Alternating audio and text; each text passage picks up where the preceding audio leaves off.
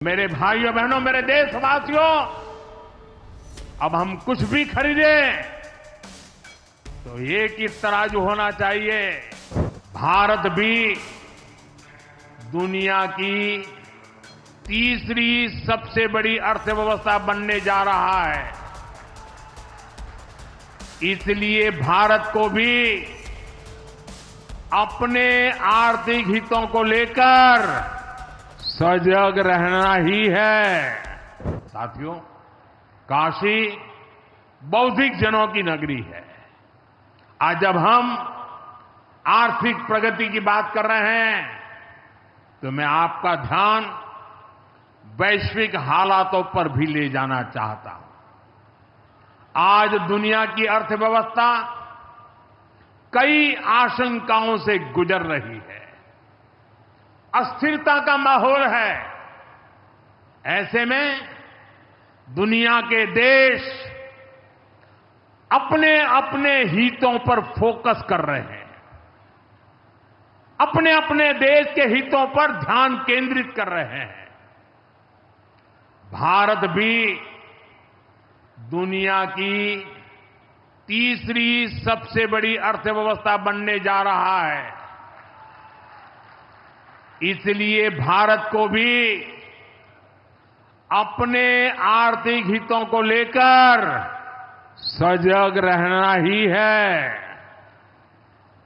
हमारे किसान,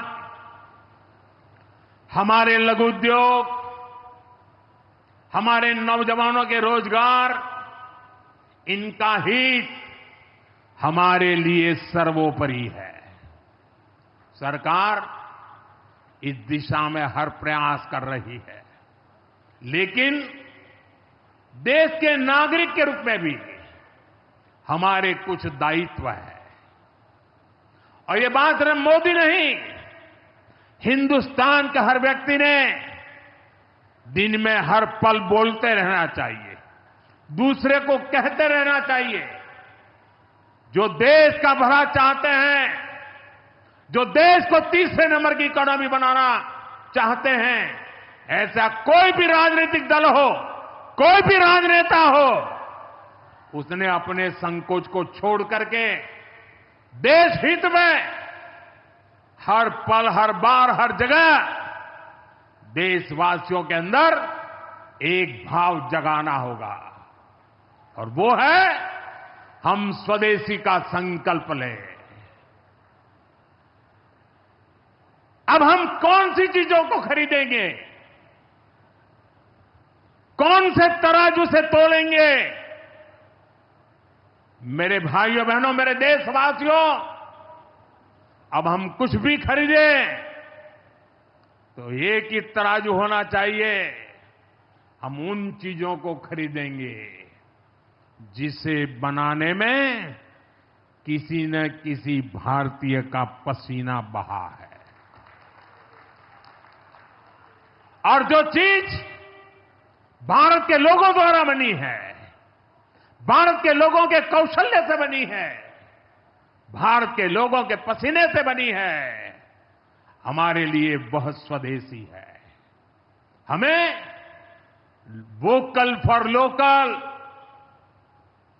vocal for local मंत्र को अपनाना होगा।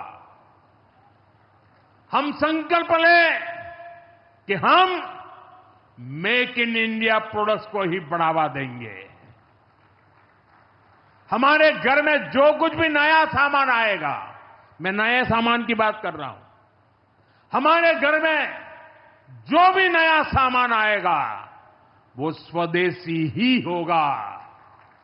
ये जिम्मेदारी हर देशवासी को लेनी होगी। और मैं आज मेरे व्यापार जगत के भाई बहनों से विशेष आग्रह करना चाहता हूं। मैं मेरे दुकानदार भाई बहनों से आग्रह करना चाहता हूं, जब दुनिया इस प्रकार से अस्थिरता के माहौल से गुजर रही है, तब हम भी, चाहे व्यापार हो, छोटी दुकान हो, कारोबार करते हो, अब हम हमारे यहां से सिर्फ और सिर्फ स्वदेशी माल ही बेचेंगे। साथियों, ये स्वदेशी माल बेचने का संकल्प भी देश की सच्ची सेवा होगा।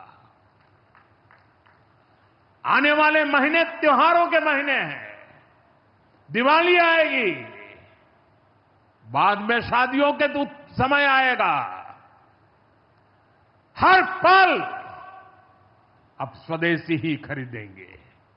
मैंने जब देशवासियों को कहा था मेड इन इंडिया, अब विदेशों में जाकर के शादियां कर करके देश का धन मत लुटाओ। और मुझे खुशी है, कई नौजवान मुझे चिट्ठी लिखते थे कि हमारा परिवार तो विदेश में शादी करना तय किया था, लेकिन आपकी बात सुनकर के अब हमने वहां का सारा कैंसिल कर दिया। थोड़ा खर्चा भी हो गया, लेकिन अब हम भारत में ही शादी करेंगे। हमारे यहां भी बहुत अच्छे स्थान है जहां शादी ब्याह हो सकता है। हर बात में स्वदेशी का भाव आने वाले दिनों में हमारा भविष्य तय करने वाला है दोस्तों। और ये महात्मा गांधी को भी बड़ी श्रद्धांजलि होगी। साथियों, सबके प्रयास से ही विकसित भारत का सपना पूरा होगा। सामने जब आतंक और अन्याय होता है, तब हमारे महादेव रुद्र रूप धारण करते हैं। ऑपरेशन सिंदूर के दौरान दुनिया ने भारत का यही रूप देखा है। भारत पर जो वार करेगा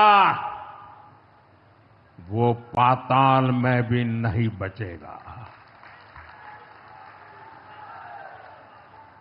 लेकिन भाइयों बहनों, दुर्भाग्य से ऑपरेशन सिंदूर की सफलता पर हमारे देश के कुछ लोगों को भी पेट में दर्द हो रहा है।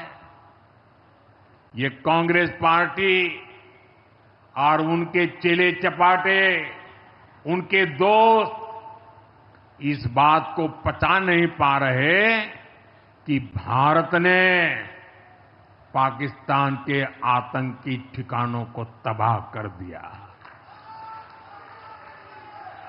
मैं मेरे काशी के मालिकों से पूछना चाहता हूं,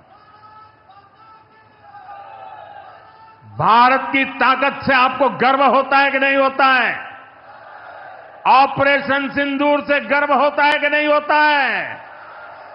आतंकियों के ठिकानों को नष्ट करने का आपको गर्व होता है कि नहीं होता है?